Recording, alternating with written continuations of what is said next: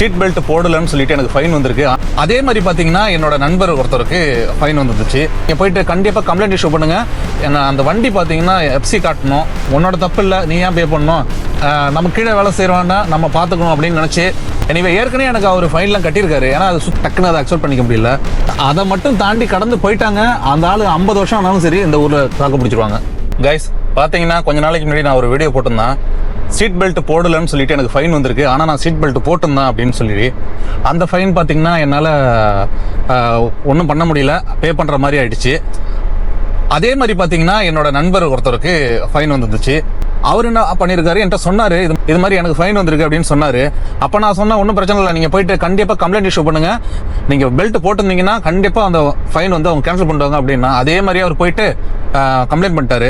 Complaint பண்ணி ஒரு 7வது நாள் பார்த்தீங்கன்னா அவருக்கு உங்களோட ஃபைனை நாங்கள் கேன்சல் பண்ணுறோம் அப்படின்னு சொல்லிட்டு ஃபைனையும் கேன்சல் பண்ணிட்டாங்க, பாயிண்ட்டும் கேன்சல் பண்ணிட்டாங்க. இது ஏன் நான் சொல்கிறேன்னா, எனக்கு பார்த்தீங்கன்னா எனக்கு ஃபைன் வந்தப்போ எனக்கு டைமே கிடையாது. பார்த்தீங்கன்னா ஜாம்பேக்காக இருந்துச்சு. ஏன்னா அந்த வண்டி பார்த்தீங்கன்னா எஃப்சி காட்டணும், அதனால் வந்து ஒன்றும் பண்ண முடியாத சூழ்நிலையில் அந்த ஃபைனை நான் அடைக்கிற மாதிரி ஆயிடுச்சு. ஆக்சுவலாக அந்த ஃபைனை நான் ஃபஸ்ட்டு அடைச்சிட்டேன். ஏன்னா என் ஓனர்கிட்ட வந்து பேசவே முடியல, அவர் கொஞ்சம் ட்ராவலிங்லேயே இருந்தாப்புல. அப்புறம் ஒரு நாள் பார்த்தீங்கன்னா என் ஓனர் கரெக்டாக மாட்டினாப்புல. அது மாதிரி சொன்னதுக்கு சரி ஓகே உன்னோட தப்பு இல்லை, நீ ஏன் பே பண்ணணும், நான் பே பண்ணுறேன் அப்படின்னு சொல்லி கடைசியாக அவர் பே பண்ணிட்டாரு. ஆனாலும் பாயிண்ட் என்னோட லைசன்ஸ்லேருந்து தான் கட் பண்ணியிருக்காங்க 4 பாயிண்ட்டு. இது எதுக்காக நான் சொல்ல வரேன்னா, ஏன்னா அந்த 260 கிராம்ஸுங்கிறது பார்த்தீங்கன்னா நம்ம ஊர் காசுக்கு என்னது கிட்டத்தட்ட 6000 ரூபா. 6000 ரூபாங்கிறது ஒரு சின்ன அமௌண்ட் ஒன்றும் கிடையாதுல்ல, ஒரு மாதம் செலவுக்கு ஆகும்ல. என்னதான் இருந்தாலும் அவருதான் இருந்தாலும் காசு தான், அவரும் கஷ்டப்பட்டு தானே சம்பாதிக்கிறாரு. இருந்தாலும் அந்த மனசு பாருங்க, சரி ஓகே நம்ம கீழே வேலை செய்கிறோன்னா நம்ம பார்த்துக்கணும் அப்படின்னு நினச்சி அவர் அந்த மனசு தான் ரொம்ப பிடிச்சிருந்துச்சு எனக்கு. எனிவே ஏற்கனவே எனக்கு அவர் ஃபைன்லாம் கட்டியிருக்காரு. ஏன்னா அது சுத்தமாக அது என்னோட மிஸ்டேக்கே இல்லாமல் இருந்திருக்கும். அதுக்கெல்லாம் பார்த்தீங்கன்னா ஒரு ஃபைன் கட்டியிருக்காரு. பெரிய விஷயம் தான், உண்மையுமே எனக்கு ரொம்ப சந்தோஷமாக இருந்துச்சு. ஏன்னா நானே ரொம்ப டைட்டில் இருந்தேன். அந்த டைமில் வந்துட்டு எனக்கு இது மாதிரி ஒரு எக்ஸ்ட்ரா செலவுங்கும் போது நம்மளால டக்குன்னு அதை அக்செப்ட் பண்ணிக்க முடியல.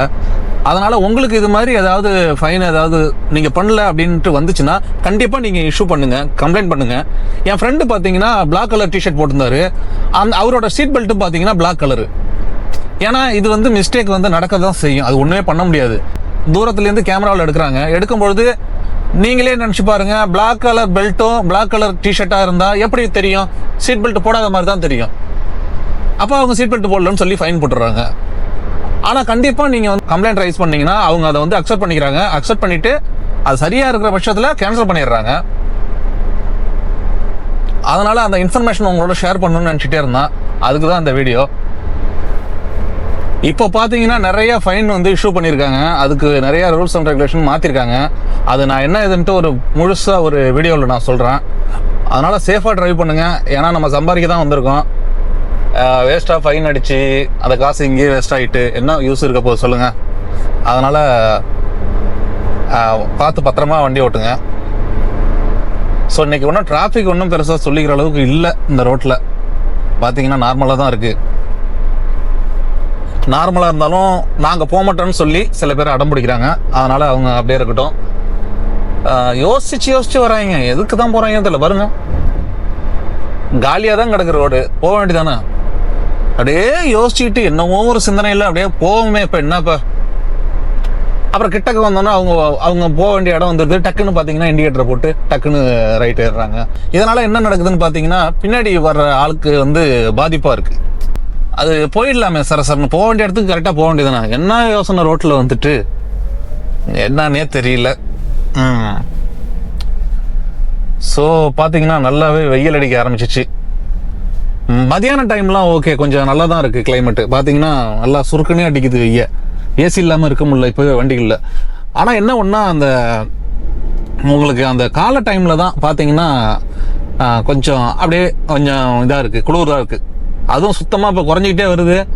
ஆனால் ஒன்றுங்க, நம்ம ரொம்ப குளிராக இருந்தப்போ கூட கொஞ்சம் கஷ்டப்பட்டோம். ஐயோ என்ன இவ்வளோ குளிராக இருக்குது, வெளில போக முடியல அப்படின்னு சொல்லிட்டு. அப்புறம் நார்மலாக இருக்கிறப்ப அதை என்ஜாய் பண்ணோம். இப்போ வரும் பாருங்க, அடுத்தது வெய்ய காலம் வரப்போது தான் தெரிய போகுது, ஆஹா அந்த குளிர்லேயே இருந்திருக்கலாமே அப்படின்ட்டு. அப்படி வெயில் வரும். பட் என்ன பண்ணுறது, எல்லாத்தையும் கடந்து தானே போகணும். துபாயில் இருக்கிறதுல 2 கஷ்டமான கிளைமேட்னா இது 2 தான். பார்த்தீங்கன்னா ஒன்று வெய்ய காலம், ஒன்று குளிர்காலம். அதை மட்டும் தாண்டி கடந்து போயிட்டாங்க. அந்த ஆள் 50 வருஷம் ஆனாலும் சரி இந்த ஊரில் தாக்கு பிடிச்சிருவாங்க. அவ்வளோதான். அது 2 தான் அங்கே வந்து பெரிய ஒரு கிளைமேட்டு. ஏன்னா மழை வந்து இந்த ஊரில் இல்லை, அதனால் அந்தளவுக்கு மழையை பற்றி மழையினால கஷ்டம் ஒன்றும் வர்றதுக்கு வேலை இல்லை. ஸோ அவ்வளோதான் கைஸ். இந்த இன்ஃபர்மேஷனை உங்களோட ஷேர் பண்ணணும்னு நினச்சிட்டே இருந்தேன், அதுக்காக தான் இந்த video. See you guys, see you in next video. Bye bye.